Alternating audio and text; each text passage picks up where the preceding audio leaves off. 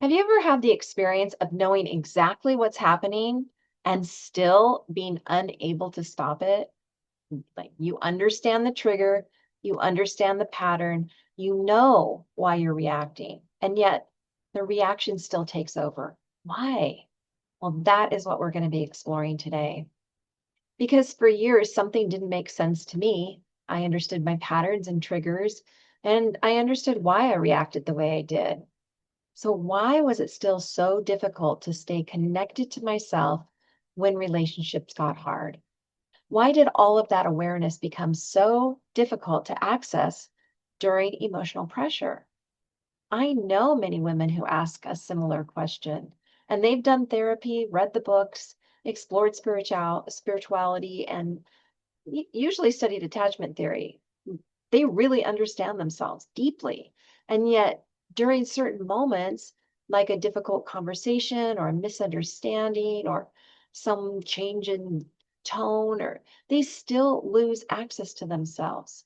Their words disappear, their bodies tighten, defensiveness appears, or everything goes emotionally quiet. And afterward, they wonder, if I knew what was happening, why couldn't I stop it? And for a long time, I thought the answer was more awareness. But eventually, I realized something important. I was not losing awareness, I was losing access to that awareness. And those are not the same thing. And here's the part that brought me the most relief. The reaction wasn't evidence that I had failed. It wasn't evidence that the awareness hadn't worked. It was evidence that awareness alone wasn't the thing that was creating change. And most healing work teaches us to understand ourselves. And understanding matters. Awareness matters. Insight matters. But awareness and capacity are different things. Awareness helps us recognize what's happening, and capacity determines how much of that awareness remains available when emotional pressure rises. Awareness says, I know this is a trigger. And capacity says, can I stay connected to myself while it's happening?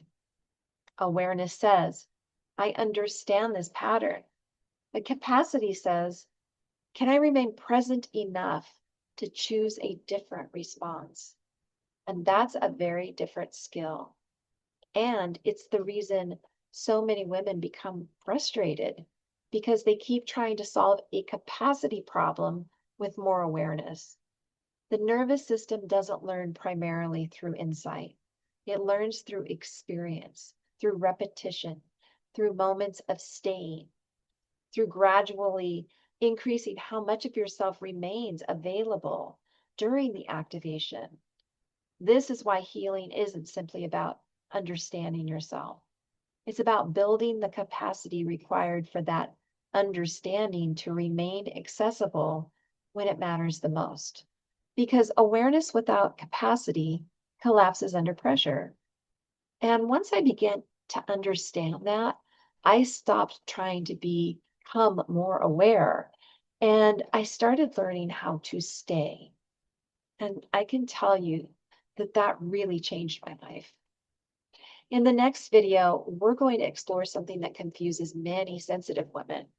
The difference between being highly sensitive and having low nervous system capacity, because those are not the same thing. If today's teaching resonated with you, I've created a free training called Why You Lose Access to Yourself in Relationships. And inside that training, I go very deep into why women lose access to themselves when emotional tension is present, and actually what helps them stay connected when it matters. And you'll also receive the companion workbook that will help you recognize your own protection patterns so that you can begin applying what you're learning. And you can access that free training using the link below. And if this video was helpful, I would love to hear from you. Let me know in the comments. And if you want to better understand why you lose access to yourself, especially in relationships, and learn how to stay more connected to yourself, then go ahead and subscribe to the channel, and I will see you in the next video.